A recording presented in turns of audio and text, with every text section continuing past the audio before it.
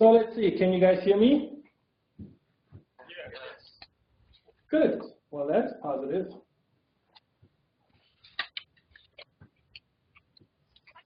So,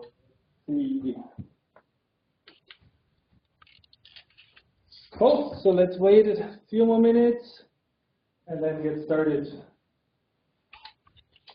Now you need to tell me in case you cannot hear me, everything's too bad or whatsoever. And if you speak, speak loud. That should theoretically help.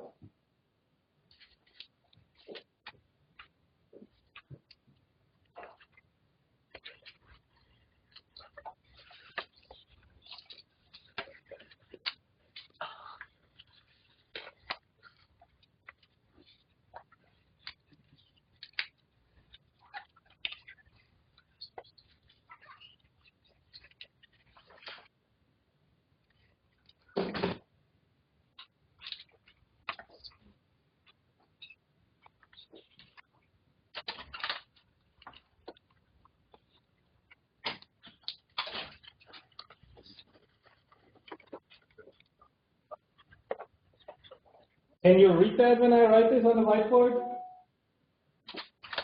No. No, what's wrong with you? It's supposed to be young.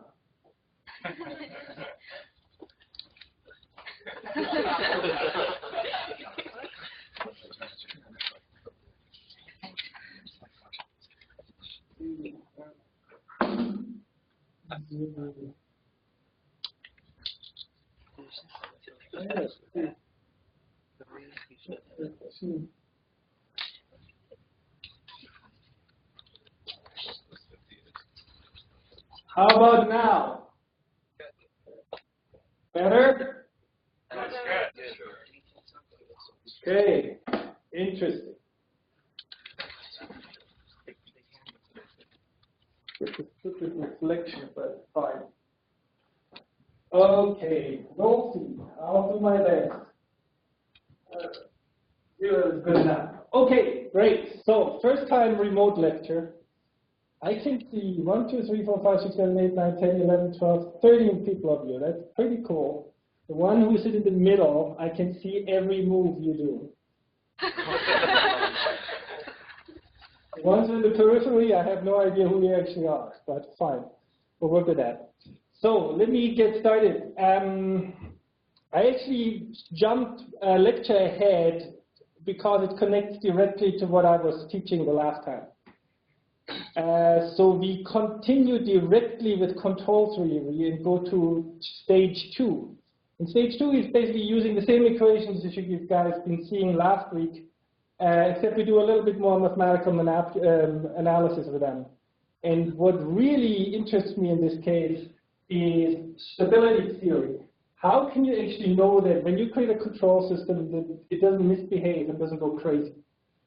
And I'll show you some examples in MATLAB and Simulink about systems going unstable in one of the next lectures. I'm back on Thursday, so I will be there in person. This is more fun to do in a real classroom. So in order to do stability analysis, we need a little bit of other things. We need, for instance, linearization of nonlinear systems in a more formal way, not in an intuitive way. And we need also discretization. So I'll go through these points. It's actually a very small set of topics today, but it's a fair amount of math I have to write down and just remind you of. It's not very complicated, but you will see how it works. Good. So let's get started. Stability analysis. What is that all about? We are back to our nice little control system. X dot equals fx of u. So let me write this down since we'll need this a lot. X dot equals f of x and u. And when we do linear systems, it's easier. So we go to x dot equals ax plus u. And that is really the system which we want to look at today. Again, the stable linear systems which are easier to work with. Now, what are we interested in? We're basically interested in creating these control commands u such that we do something which we want to achieve. And one of the questions is, if you put in a U and it's the wrong U, what could happen? Is it always going to be safe? And again, it's a beautiful test that you guys can do today when you drive home. You go on the highway, you have your car, and then you start steering. Make sure there's not too many cars around you, okay? You start steering to the left, and to the right, and to the left, and to the right. Change the frequency, get faster and faster, and see whether you stay on the road.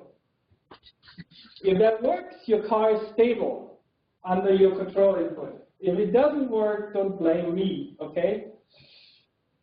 So that's the idea of stability. Can you just pump in any kind of control signals to the system, and can you guarantee that the system will stay on the road? It means it's going to be stable. It's not going to explode. It's not going to do anything stupid.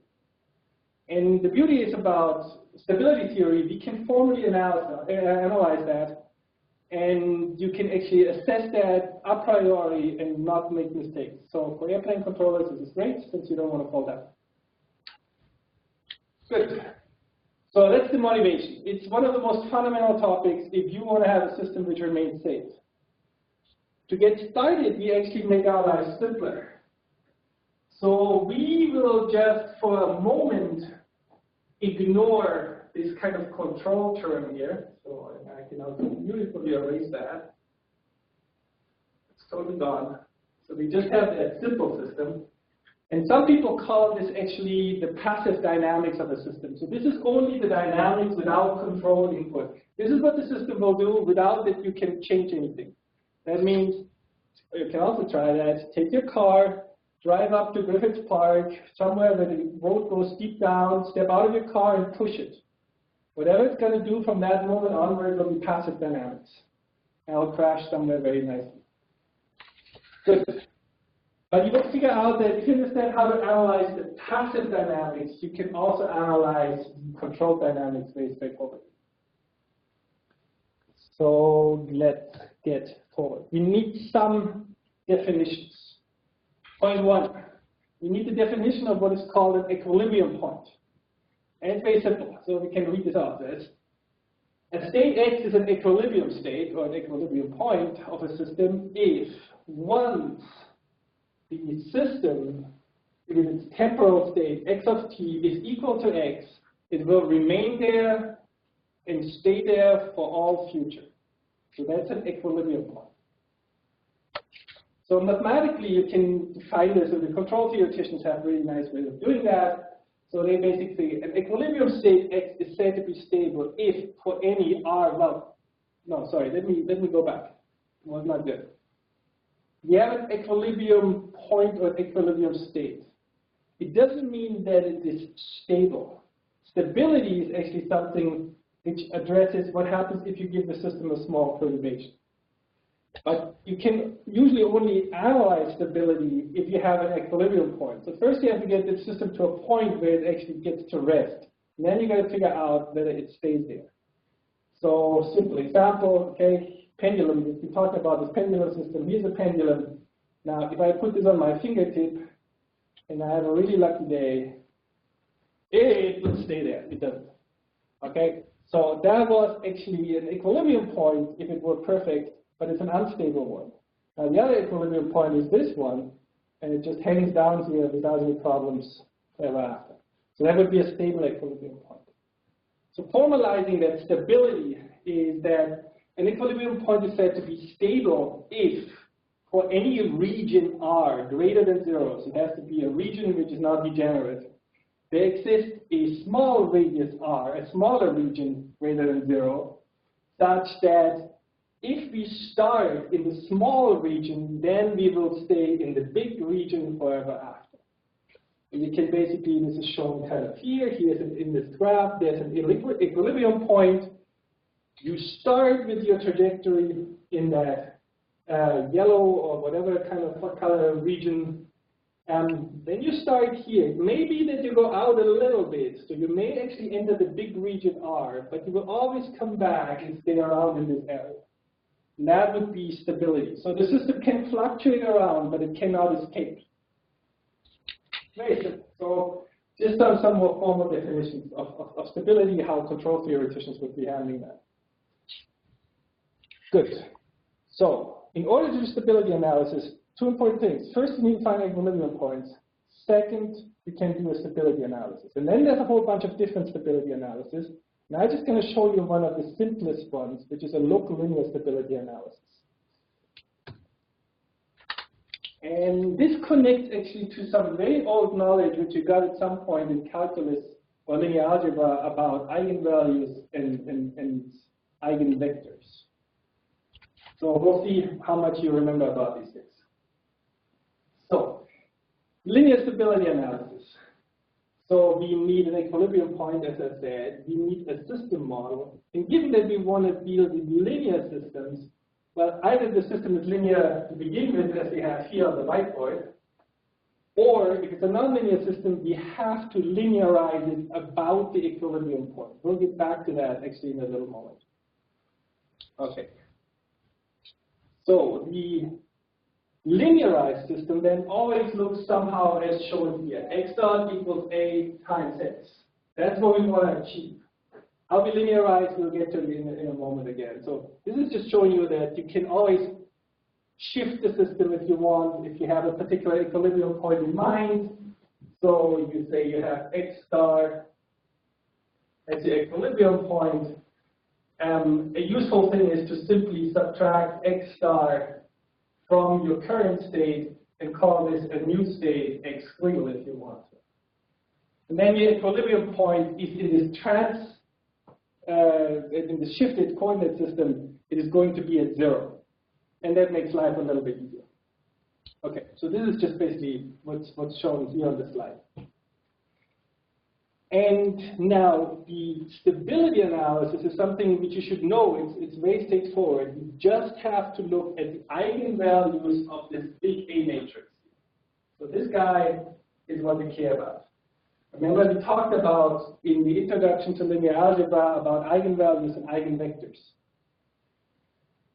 So what we want for stability is that all the real parts of the eigenvalues of A are less than 0.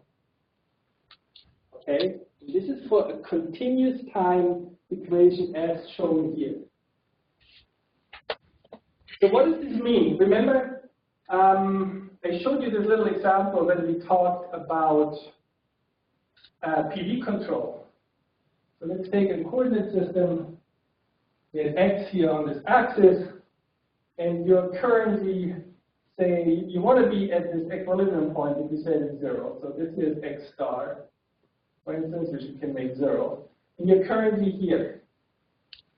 And what you want is that the time evolution of your differential equation gets you to the equilibrium point automatically. Cool. If you make this a scalar system, so we just have X dot equals alpha times X, then you can always look at, so if alpha is greater than 0, okay, that means if X is here, this is our point where we currently here, at the current time step, then we multiply it with something positive, and this is going to be our velocity. Okay, now our velocity is alpha is positive, X is positive, our velocity is going to be positive. That means we're going to move in this direction, which is a bad direction to move in. That gets us away from the equilibrium point. So it would be much more helpful if alpha is less than 0. And that's essentially then giving us the velocity, which is going to be negative, and that will push us towards the equilibrium point, and that's what we want. Now, the real values of the eigenvalue, the real part of the eigenvalue of the matrix A, just generalize that. Remember, the eigenvalues tell us the direction in which the system has vectors which can only basically be stretched. They can become longer, they can become shorter, they can flip sign, but they don't do anything else but that. Okay? So these directions are the critical ones in which very important things may happen with the control system. And if in all those critical directions you can guarantee that the eigenvalues are less than 1, which is equivalent to this example that this alpha is less than 0. If this alpha is less than 0, then in all directions you will contract towards the equilibrium point. Good. So why do we care only about real parts of eigenvalues? You should remember that eigenvalues can actually have conjugate complex components. So an eigenvalue can be whatever, alpha plus I beta. When you have a complex part of an eigenvalue, what that actually means is that there's a rotation.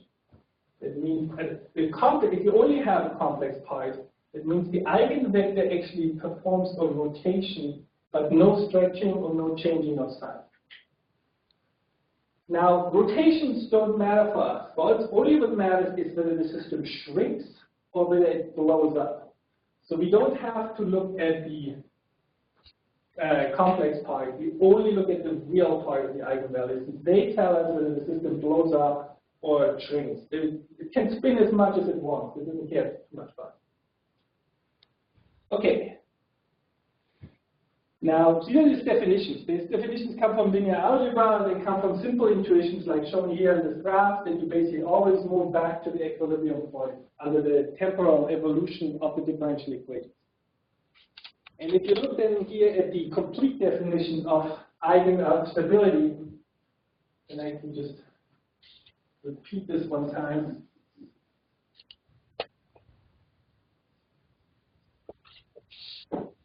So we have basically stable is the real part, if I write this correctly, of the eigenvalues of A are all strictly less than 0. Now, if it's equal to 0, it means we have neutral stability. That means the system doesn't shrink in the direction, but it also blow up. It means it's solar la. So what is a typical neutrally stable system? Well, if you put a pen on a table, you can just push it and it rolls somewhere else. It will never come back if it's a flat table. But it will also not run away. And that's a typical neutrally stable system. You just push it, it goes somewhere else, it stays there, but it will never come back. And then the last component is if the eigenvalues are greater than 0, then you have an unstable system. That means the system blows up. And that's very important. So if this system can blow up in only one direction, it means only one single eigenvalue needs to be greater than 0, then the system is unstable. It's one direction where you basically can blow up, that's enough, you're dead. Okay, so this is the standard definition of stability. We'll meet that a couple of times, and you most likely get it in one of your homework assignments. There is also now an equivalent part which goes for discrete systems, which is a little bit different. So now let's put our equivalent discrete system. Our discrete system now looks like xn plus 1 equals a times xn. Okay, this is the discrete time system. And we can go to the same analogy again and basically think about, okay, if you just draw this system on a graph, let me see it, am I still on the whiteboard? Here it is. So have a system here, and we basically are currently, we want to basically at this equilibrium point, so this is x star. We're currently here. That is called xn. And let's make this here. This is also coinciding with the origin 0. That makes life a little bit easier. Now, what does it take to get closer to the equilibrium point in our next time step n plus 1? So let's do it and make it a scalar example again. So we do xn plus 1 equals alpha times xn. So if alpha equals 0, what would happen? If alpha equals 0, then xn is multiplied by 0, and xn plus 1 is 0, and that would work. So 0 seems to be okay in this particular case, so you just jump right to the goal. But alpha equals 0 is a very boring dynamic process. Now let's make alpha greater than 1. Okay? So now alpha is greater than 1. That means that we are multiplying xn with something which is greater than 1. That means it becomes bigger. That means my next xn is going to be pushed in this direction a little bit. And then I multiply with something which is greater than 1 again, and it gets bigger. This is like essentially if you get interest. If you get something where you get 10% interest a year, that means every year you multiply your money with 1.1. And over the years, it gets more and more and more and more, so hopefully it goes to infinity at some point if you live long enough. But that is a system which essentially blows up, which is nice if you want to save money, which is bad for a control system. So alpha greater than 1 is bad. We can then make alpha equals to 1. That means we just stay at our current state. Xn becomes equal to xn plus 1. So that's okay. That is essentially equivalent of neutral stability. But what we really need is that alpha is less than 1.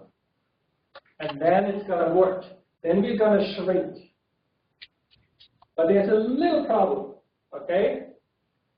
Now, less than 1 would mean 0.5. It would mean 0. It could also mean minus 0.5. It could mean minus 1. It could mean minus 2. Now, if I put in minus, let's just try the example and put in minus 2. What would happen then? So now let's do alpha equals minus 2. It means I'm currently here at this point. Now, in the next iteration, I will be on the other side of will be in the negative part of x, factor 2, further away, really far. And then I will multiply with minus 2 again, and will get me somewhere out there. So I'm blowing up, but by jumping back and forth between positive and negative states. So that's not good either. And that basically gets us to the insight that what we really care about, as shown here on the slide, is that the absolute value of the eigenvalues have to be in the unit interval for stability. They can be equal to 1 for neutral stability, and if they're greater than 1, you're going to blow up. Okay? So these are the definitions for discrete time systems. They're different. And very importantly, now we look at the complete eigenvalue, not just at the real part. In the discrete system, the conjugate complex part and the real part together matter. Good. So these are the basic definitions of stability which you need to know about. They're actually very straightforward. They all come from linear algebra. They're not too complicated. And now we can actually try to play with that and see how far we get. Good. So what we're going to go back is to go our nice little cute linear pendulum system. I'll just repeat that in case you've totally forgotten about it.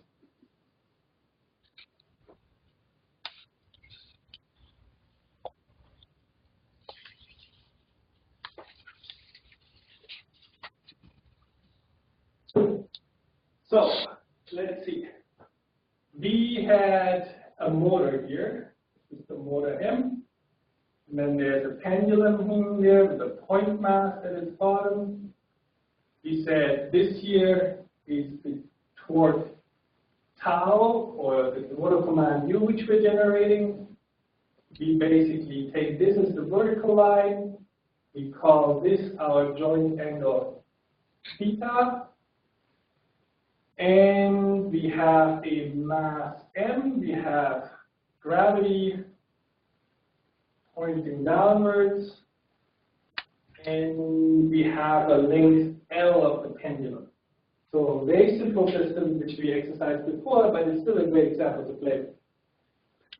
We have the nonlinear equation of the system. Remember, we do the substitution that we say that theta dot equals x1, and we say theta equals x2. So that gets us away from a second order differential equation to two first order differential equations.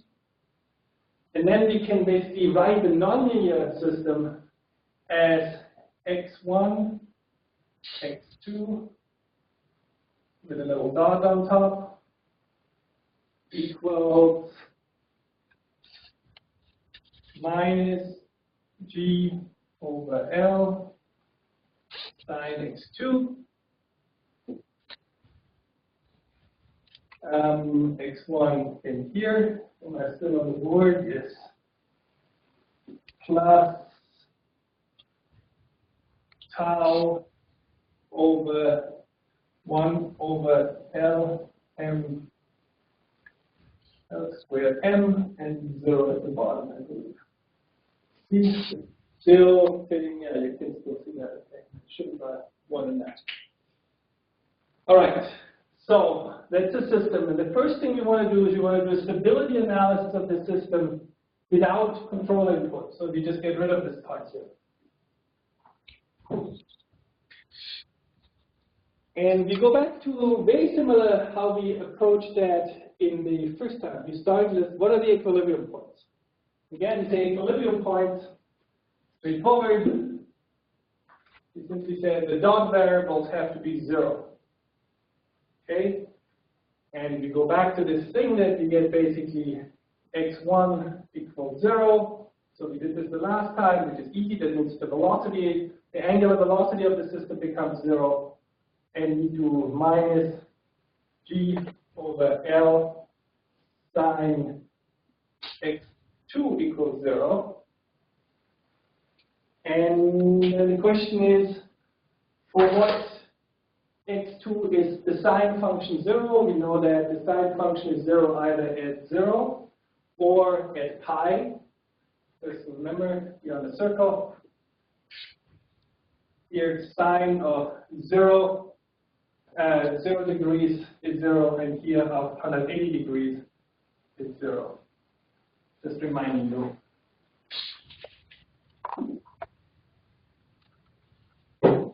So we have two solutions, x21 equals 0 and x22 equals pi. Now this makes kind of sense. This is exactly what I tried to show you before. The pendulum hanging down is the solution x2 is 0. Pendulum sticking vertically up is the solution of x2 equals pi. That means it's 180 degrees up in our notation. Neat. So, good. We start with the system dynamics. Now we looked at equilibrium points, and now we basically have to write the eigenvalues of the system and analyze them.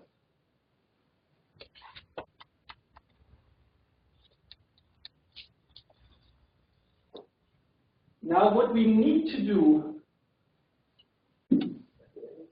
space again, what we need to do is what is called a linearization of the system, since it's still a nonlinear system. What we really want to do is we want to linearize this system here, x dot equals this kind of systems matrix. We want to linearize it at the equilibrium points, and the equilibrium points are where, again, x21 equals 0, x22 equals pi. So these are the two choices. And remember the last time when we looked at that, we did linearization in an intuitive way. Where we simply said, oh, if you're close to 0, we can say the sine of x is about x.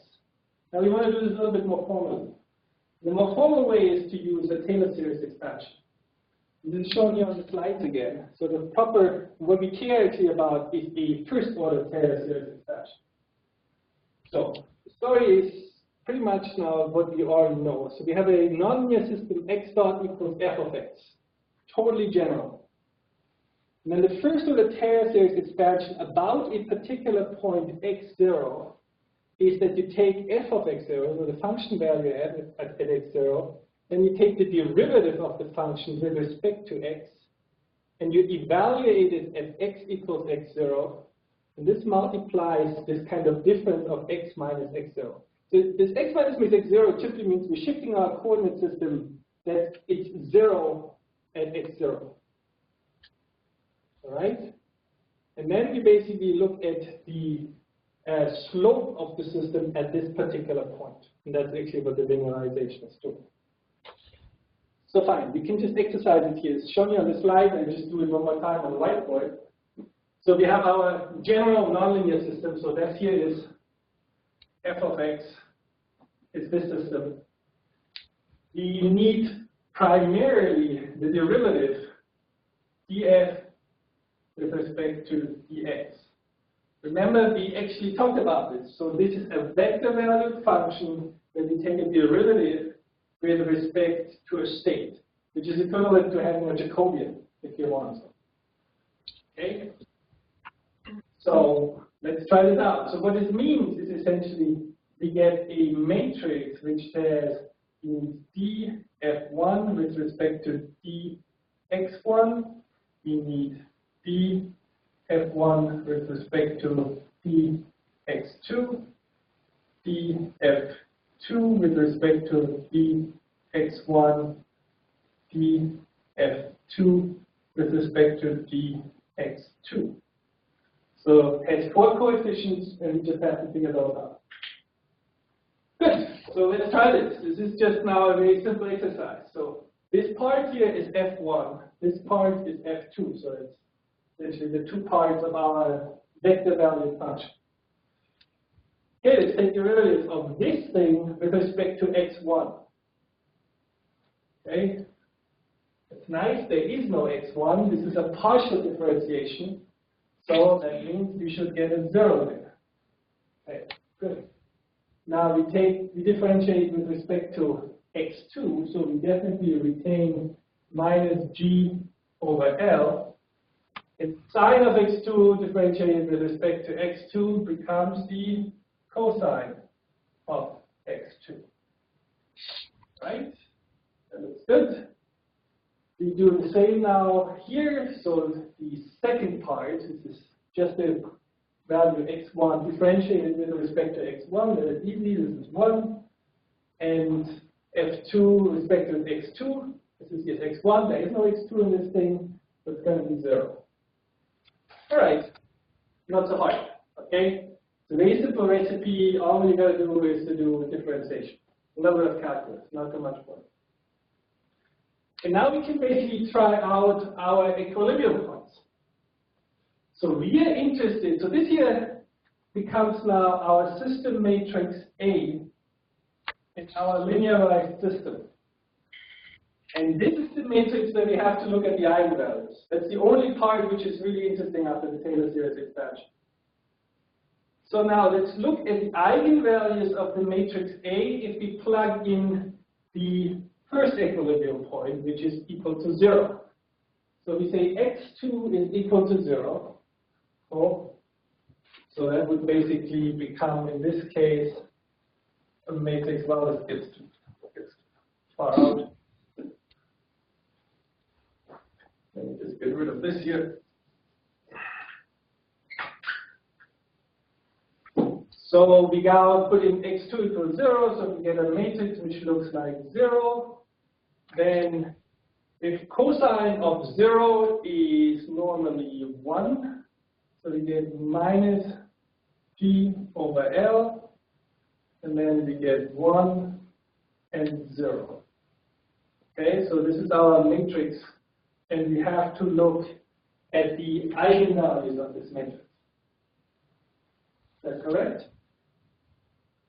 Yep, so that's basically what's written here. The other equilibrium point is the same, just we have no negative sign of this coefficient.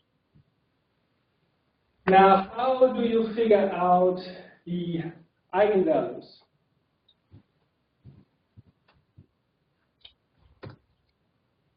So here we go.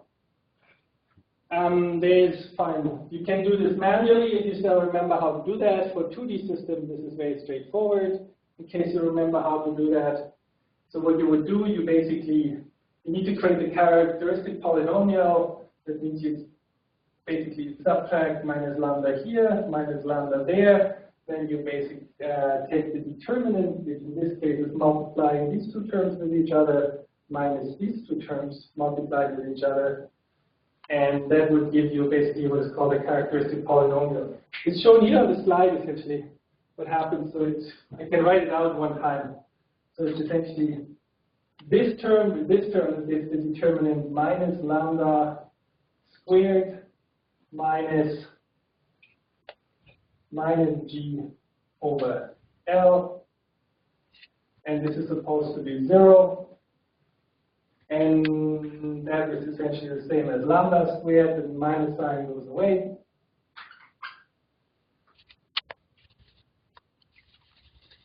Here the minus sign also cancels, so you can get rid of this and make it a plus sign.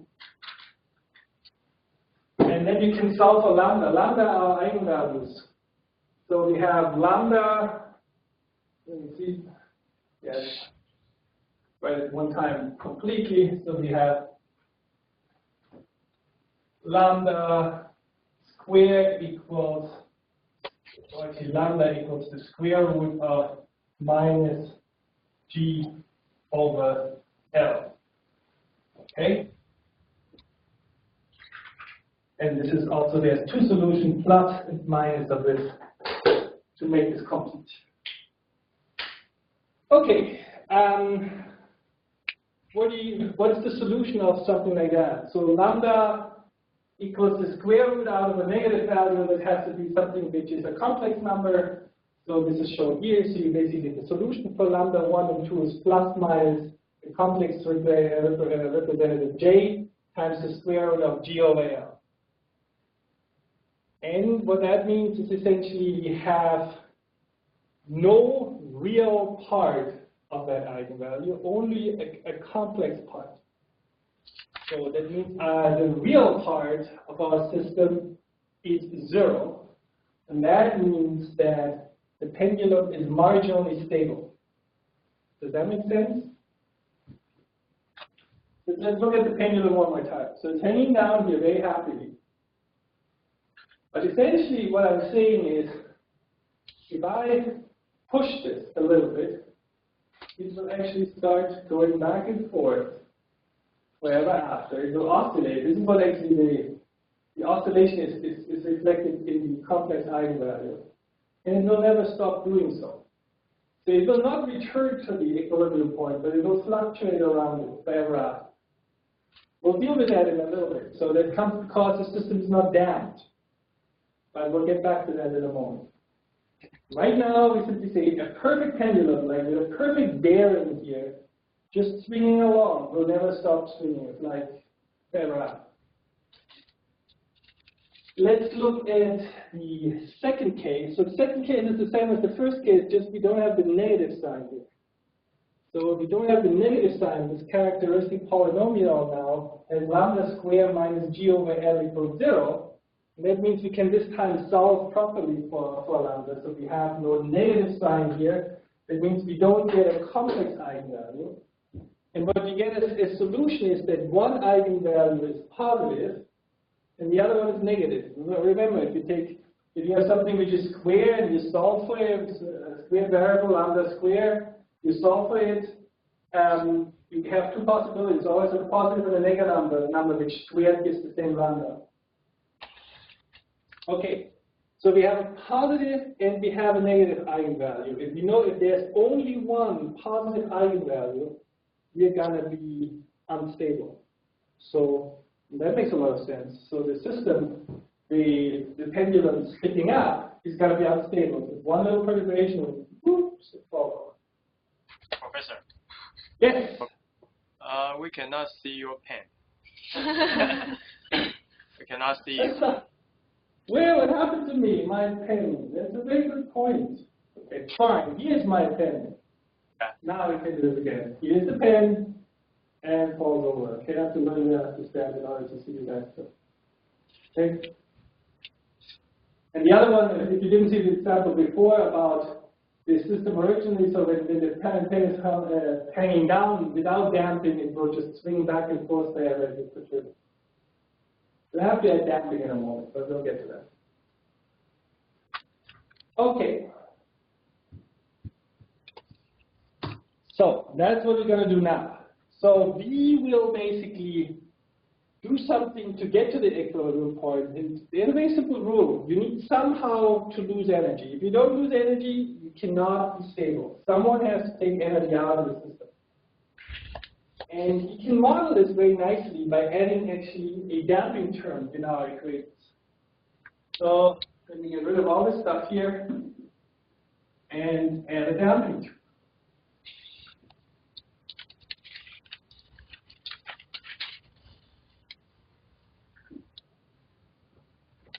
And remember, you may all remember a simple spring system with the damper attached to it, with a dashpot, can be modeled as a second-order differential equation: mass of the system times x double dot plus b times x dot plus k times x equals some input u, where the input u would be this. Okay. Just to remind you, a general spring damp system. Now, importantly, if you want a damping term, it comes in like this. It is a term which multiplies the velocity with a constant factor. That's exactly what we want to do now for the pendulum. So the velocity is the variable x2. So we need something which is, let me see if it's right, minus b times x. Should be x. No, x, sorry. x1 is our velocity in our system. Correct. x2 is a position. So now we basically added a damping term. That's all what changed in the system. And now we can do a stability analysis of this new system and see how this is going to behave. Now it's almost identical to what we had before, so I'm not going to go through all the details again. But we have to go again through linearized system. This is shown here. All what changes now is that there is a dependence on x1, which creates a minus b in the A matrix here. Okay? So we get this, and then we have to plug in the equilibrium point. So we have one equilibrium point at 0. That means we get a matrix which is minus b minus g over L 1, 0. So it's the same as we just had before, just we have the minus b in there.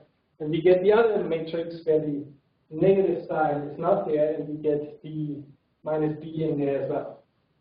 Okay. So let me just write this down and go through this procedure of eigenvalues one more time, since there is something useful in that which is good to realize. So we have the matrix minus b minus g over L and 1 and 0. Okay? That's what we care about. Again, I put a minus lambda here, minus lambda there, and compute the determinant. So we then multiply this term with this term, and subtract multiplication of this term with this term. So we get minus b minus lambda times minus lambda minus b over L equals 0, and I have to solve for the lambdas. So this here is going to be, again, lambda squared. It is going to have a plus b lambda term plus g over L equals 0. I hope this is still correct. Yes. Now, this is a second-order polynomial, and I believe all of you at some point learned how to solve second-order polynomials. The standard formula which comes out of this again is you have a second-order polynomial which looks at just in general lambda squared, a times lambda squared plus b times lambda plus c equals 0. You want to find all lambdas which fulfill this polynomial, and then lambda 1, 2 equals minus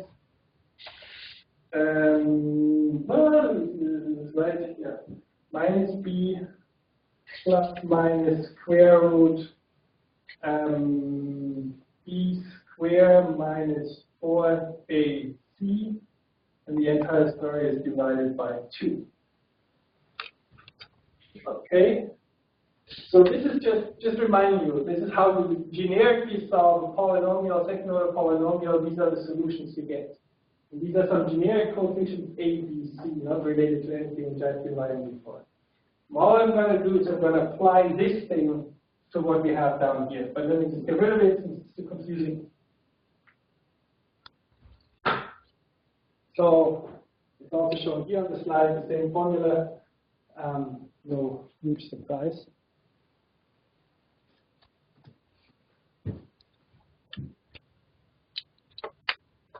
Oops, I'm one slide to go. Let's stay with this first and do the analysis. So, the solution for lambda, this becomes, for this particular system now, is lambda 1, 2 equals minus b. Now b is the same name here. It's minus b, the damping term, plus minus square root of b squared minus a is 1, 4, a, and c is g over l. And then divided by 2. Okay. Okay, and that is also written here on the slide. And we can now analyze whether this system is stable. And it's a little bit of a pain, but it's quite doable. So what we care about again is whether the lambdas are positive or negative. So let's see. Here we have b squared, and we are subtracting something which is a strictly positive number. So there is g is positive, l is positive, 4 is positive. So whatever is in that square root is going to be a quantity which is going to be smaller than b squared. Okay, that's guaranteed. Now, when we take the square root of something smaller than b squared, it's going to be a number which is plus minus something which is smaller than b. So this is kind of the reasoning. So what we're now going to get is essentially we have minus b here. In one case, well, let me write this down. I think this gets too confusing. So I'm caring about the term in the square root, b squared minus 4g over l. And what I'm saying is this term, because this here is strictly positive, is always going to be smaller than b squared. And if I take the square root of this, then I know that this term is going to be always smaller than b, except I have to do, well, if I basically don't put a sign on it, then it's going to be correct. Now, what is interesting now, I have minus b, and in the one case where I use the plus sign, I'm adding something, but this what I'm going to add is going to be smaller than b. That means whatever I'm going to add here cannot overcome the negative sign which the b has. So for the positive sign, I can guarantee that the eigenvalue is going to remain negative because it's dominated by this minus b term. And for the negative sign, if we look at this one here, all we do is we have a negative thing and we subtract something again, so it becomes even more negative. That means the second eigenvalue is going to be negative as well. So we have lambda 1 is negative, lambda 2 is negative, which essentially means we have guaranteed stability. Now this is just make sure that I'm in the picture this time. So this is the case where we now have a pendulum spinning, but with damping, and it dampens out over time. That's what we accomplished. If we look at the other solution, the other equilibrium point, which x equals pi, we still will remain, so what's going to happen in this particular case, we will get a positive sign in here. And this positive sign is going to ruin it for us. That means that the term inside here is going to be greater than b. That means when we're adding the minus b plus something which is positive and greater than b, will become positive. A positive eigenvalue means we're still unstable.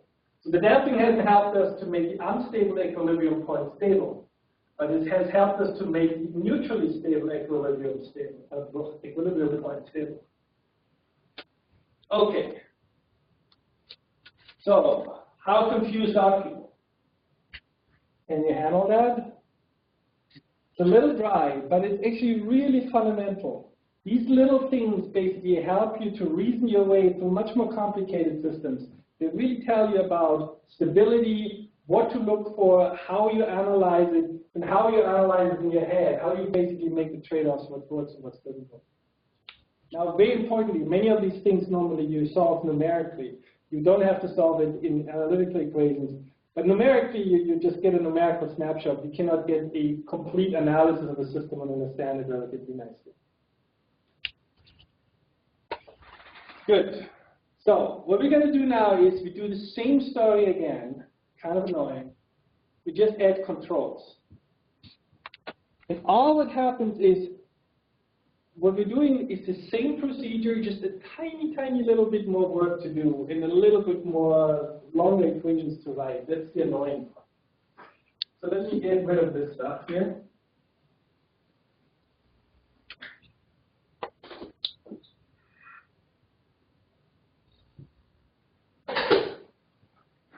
And so what we now basically put back inside is our control term.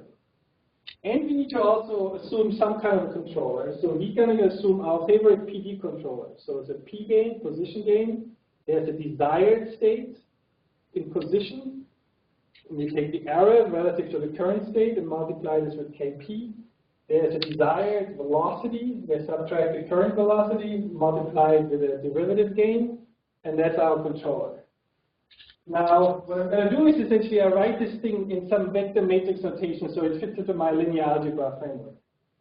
And it looks a little bit weird, but as you will notice, this is exactly the same thing. So we have the desired values, x1 desired, x2 desired as one vector. We subtract the vector of our current state, and we multiply it with a row vector of the gains. So if you would multiply this out, you would automatically find that you're multiplying kd with x1 desired minus x1, and kp with x2 desired minus x2. Exactly what we have here. So you can verify that. And we can write this in general and as a gain matrix. It's just a matrix is just a strange row vector times a desired state minus the current state. And this is just in vector matrix notation, which makes it a little bit nicer. Good. So we have this system. Let me just modify my system up there a little bit to get it there. Make it smaller again. Put this here. And I'm adding plus the 1 over ml squared 0 times the K matrix times x desired minus x. Okay? So this is our new system. And now we're going to go through the same scenario. This is our control system. We put a particular example of a controller in where we assume we have a particular desired state at which we want to be. Now, the question again is, what is the equilibrium point? The first part of our analysis. So this thing is going to be 0. Okay, this is what we analyzed in the previous lecture of linear control theory, if you recall. And we basically have those results that if you put this in, x1, the velocity state, as shown on the slide, is going to be 0 at the bottom here. And for the velocity, we get that equation which we cannot solve because it has a sign of x2 and an x2 in a separate position. So we talked about this, we could solve that graphically, we could solve that numerically, or we can linearize the system and solve it this way. And so we go back to the linearization and do it this time in the Taylor series expansion, which is the proper way.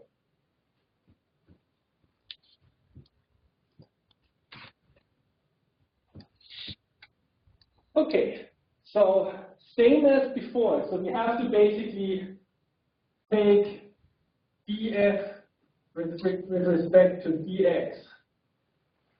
Just we have more terms to consider now, since we have not just the A part matrix, we also the part which comes from the control. But in the end, it's nothing new. We take partial derivatives with respect to x1 of all terms, partial derivatives with respect of x2 of all terms, and we should get what we want. So let's see how much time we have. Okay. So let's just look at this, what this looks like here. So it's shown on the slide. You get basically the, let me see, what is x2, 0? That's the equilibrium point for x2, and x1, 0, equilibrium point for x1 is 0, which we know already. We don't know where the equilibrium point of x2 is at this moment.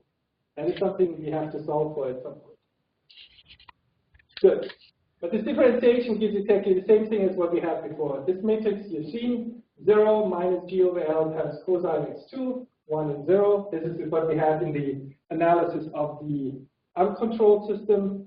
And we get this new term here, which is actually very simple. It has just minus 1 diagonal matrix and some terms from the control matrix. And if you multiply everything out with the KB and the KB gain, remember that our K was just this row vector of KP, KB, is this the right thing, or was it KD, KP? Let me check. One time back.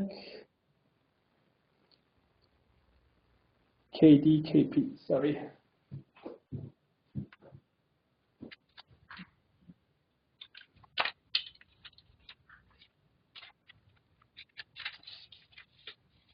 Okay. Then we get finally a matrix which we have to analyze, which looks like this. So it looks more annoying, as everybody will agree on. So let me write it down for a second.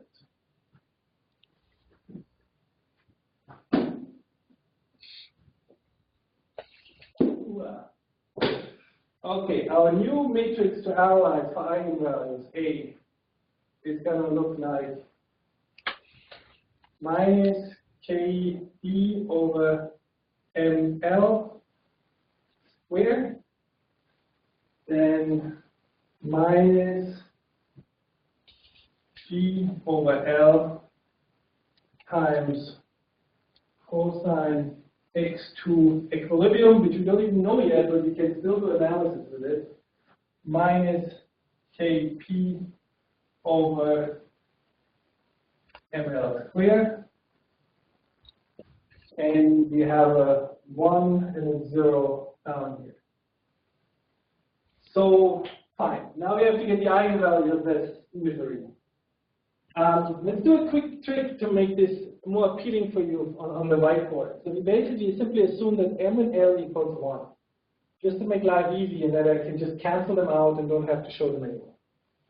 And that's what's going to happen now. So very easy to do on the whiteboard. I just wipe them out because they're 1. And this doesn't change anything. They're strictly positive constants. I just set them to 1. And just everything is easier to analyze, and we can look at it. So now we have this matrix, and now we have to do our eigenvalue analysis again. So we have to put in my little minus lambda, and generate the characteristic polynomial by multiplying this with this, subtracting this times this, and see what it means for our eigenvalues. And this is shown here on the slide at the bottom. Now, how much fun is this going to be? Okay, let me write down this thing.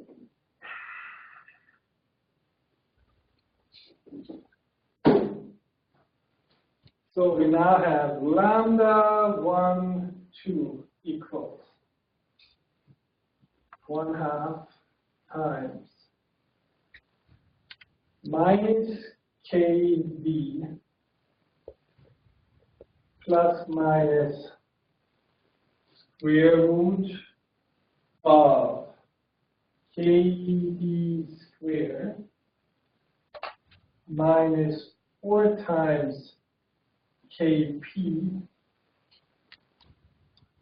plus g cosine x to 0. The equilibrium point, which we still don't know about, we just assume it exists at some point. And we have to close the parenthesis.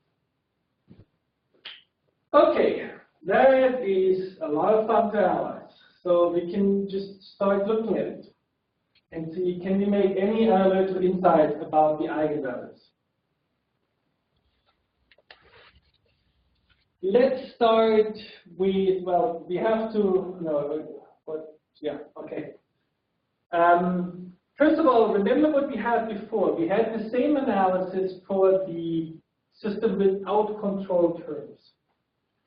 And initially, we didn't get any stability, but we got stability after we inserted the damping term. Remember, I took the damping term back out. It's not in there anymore. But you see something interesting. In the same position as the damping term before, we suddenly have the KD gain, the damping gain of the PD controller.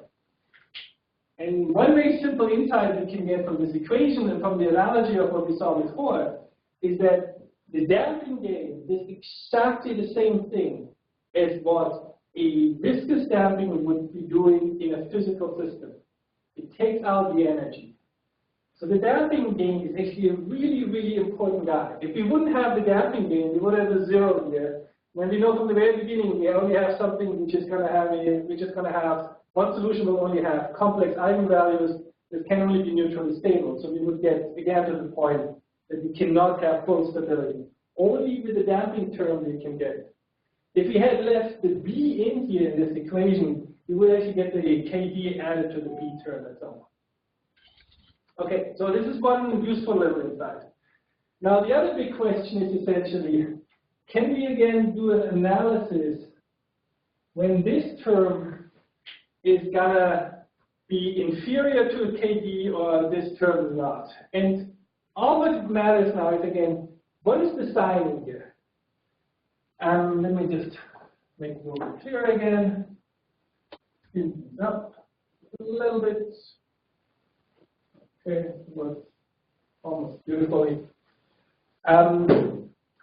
So in the previous analysis, we knew what the equilibrium point is. And from that, we got here negative and positive signs in there, and we knew what the sign of this term is. Right now, we don't.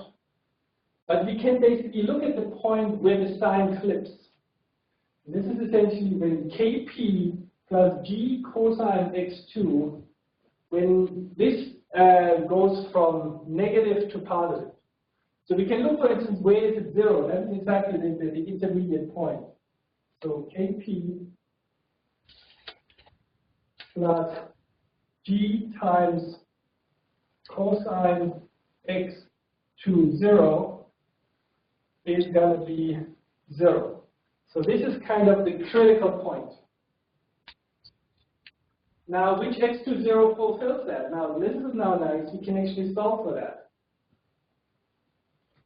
Professor. So where is that special point? That means we get... Professor. Yes?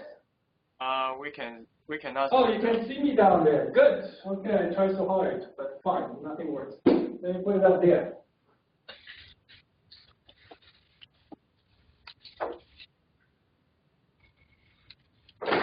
So let's look at this. So we get cosine of x to 0 is going to be minus Kp over G. Okay?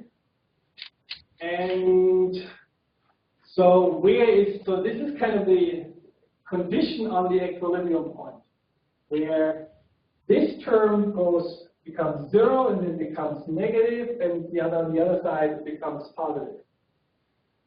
Okay, so this is some kind of a weird term which I don't exactly know where it's going to be. So there's basically a trade-off between Kp and G. That means the gravity term and the proportional gain. If the proportional gain would be really, really, really big, then that would be a very large negative number. And if the proportional gain would be 0, then it would be at 0. So cosine equals 0. Let's try this one first. If the Kp gain would be 0, cosine equals 0 at plus minus 90 degrees. Is that correct? Okay. So let's go back to my pendulum picture. Let's see, it's like here. That means it would be here.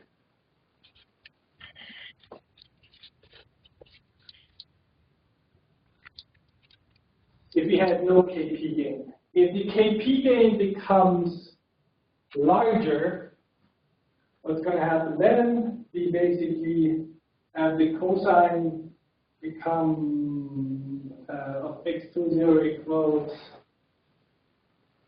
some fraction which grows bigger and bigger, so this kind of boundary gets kind of distorted in an interesting way. What is interesting essentially at some point, this boundary will tell you essentially whether the Kp gain can work against gravity. And the intuition becomes like this. Let me redraw the pendulum in a different position.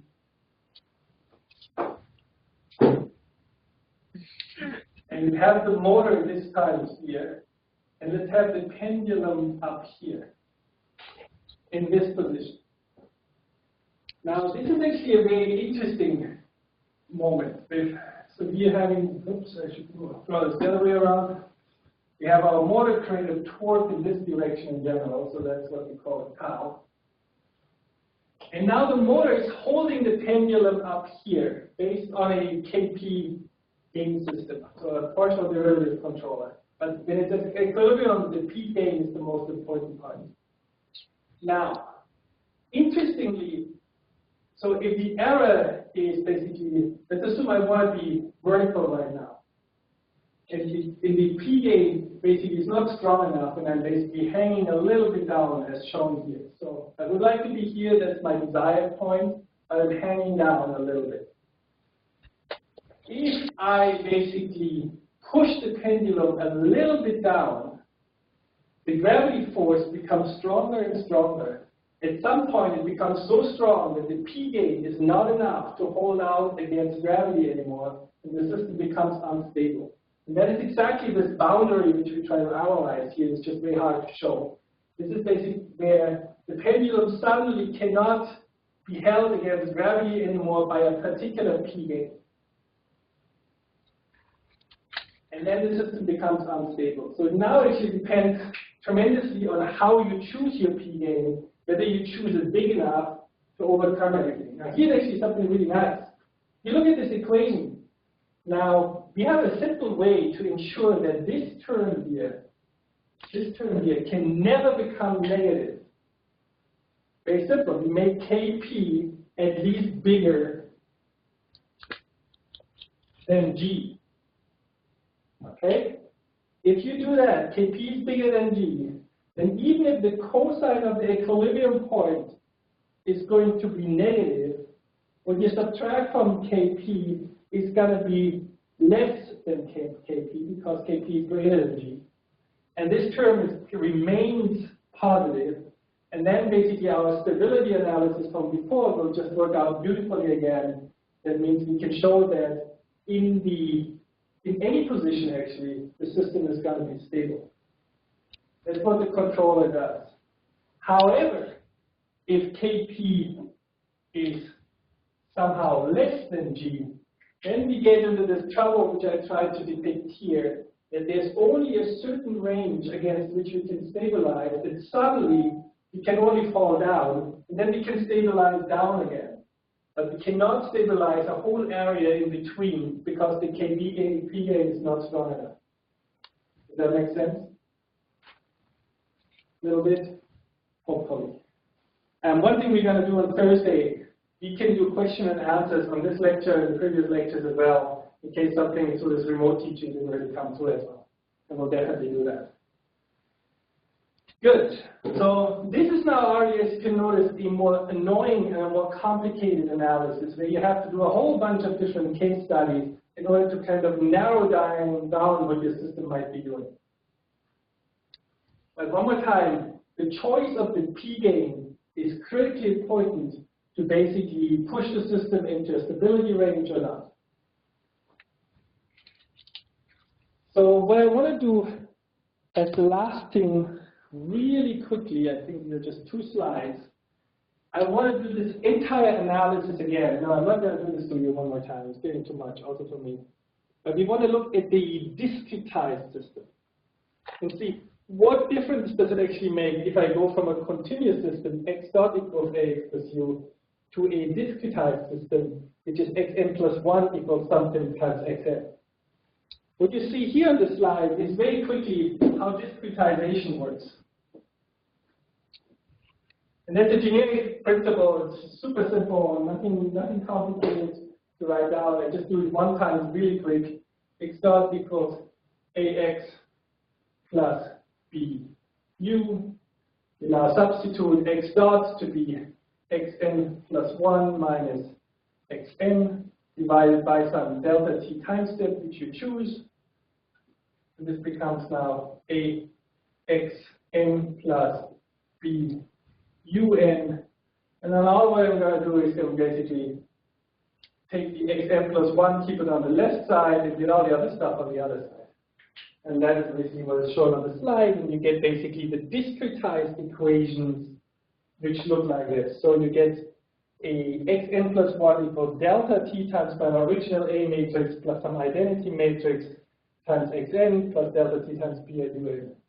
Nothing very profound, but what's important is these things become now my different system matrices. So my discretized system matrix looks different, and my discretized B matrix would look different as well. But now we basically have a discretized system, and we can put in a PD controller again, and we can do our stability analysis one more time. Now, I'm not going to go through this in all the glory detail, but all what I'm going to do is you can look at the slide. In the top part, you see the discretized linearized system. Everything remains the same. Linearization, everything is exactly the same principle. But all it changes is that you see suddenly little delta t's popping up. So delta t multiplies the top right part of the matrix here. It's happening suddenly down there. It's in the bottom row of the system matrix. It happens also in the control part. And you can multiply everything out again. So you get basically a system matrix for the discrete system. And we can now do stability analysis again, which is painful. I just would like to look at one particular state. And that is essentially what's in here. See. So I want to basically do the same story again. I say that m equals L equals 1 to make those equations look less annoying, if they're not already terrible enough. That gives me, as you see on the slide, the second matrix, which is much simpler. And then I go and do eigenvalues on this and get, as you see at the bottom of the slide, that relatively annoying solution for the eigenvalues. Okay. Very important, this is getting too much for me to analyze and talk you through. This is no fun. But what I can do now, I can actually start plotting the eigenvalues as a function of the D gain and the P gain. So these basically appear here, and I can have 2 eigenvalues, and I can just trade plots. Remember what we care about. We care about eigenvalues to be as absolute value greater, less than 1. So they should be between -1 and +1 in the unit interval. And I can just plot them as absolute values. That means everything should be less than 1. And remember, please, I did this particular matrix for a very specific equilibrium point. And that's the equilibrium point of the pendulum hanging down. It's a very friendly position, okay? We all agree that this thing, we have a PD controller, so we have a damping term in there, that's cool. We have a P gain in there, we want to hang down, we're hanging down, and my question is hanging down going to be stable? A lot of hanging down questions. And we could just look now, this is what we analyzed. This is the eigenvalues of this particular system, which we basically wrote down, and we just now plot them graphically and look at what this looks like. And that is shown here. This is kind of interesting. So look again, so you have the Kp gain for the first eigenvalue in the top plot, the Kb gain in the first eigenvalue in the top plot. And here you see the magnitude, the absolute value of the eigenvalue. Remember, you want it to be less than 1. And what is important is you can find certain combinations of Kp and Kb where the eigenvalue actually exceeds 1. So it happens here at the beginning, it happens here in this corner, so we have a very big Kp value with a very small damping term. And I think it also happens back in this corner, we have a small proportional gain with a fairly high damping gain. And if you look at the second eigenvalue, we get similar areas where the eigenvalue basically is bigger than 1. Now this is totally cool and totally stupid at the same time, okay? You have a perfectly happy hanging system under gravity with a nice damping term in there.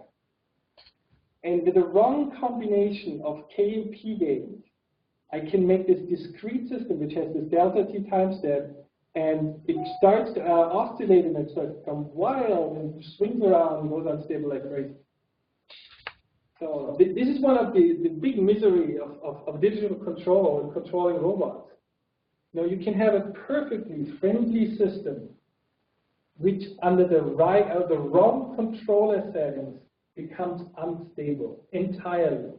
And there's only one person at fault, and that's you who created that control system. So the most benign system just hanging there can be destabilized. Very annoying. And that is something which you really have to take into account in every robot that you set up, in every robot simulator you work with. That you are choosing K and P gains, and in more complicated controllers, you choose additional things, magnifiers of these Kp gains. And your wrong choices will kill the system. It has nothing to do with a numerical simulator, it has nothing to do with a robot. It is you who did not understand stability analysis, and that you can screw up the system by just adding a well-meant but completely wrong controller. So this is kind of the take-home message for today. Wrong choice of controller, you screw up everything for the nicest system in the world. Something which hangs down and doesn't want to do anything by itself but hanging down. All right, so that's the end of today. It's now just perfectly 20 minutes past 10. And I will see you on Thursday. And again, if you have questions, please make notes and ask me on Thursday, and I'll answer all these questions on top of that, and it's much easier when I'm back in person. All right? Thank you very much. Bye-bye.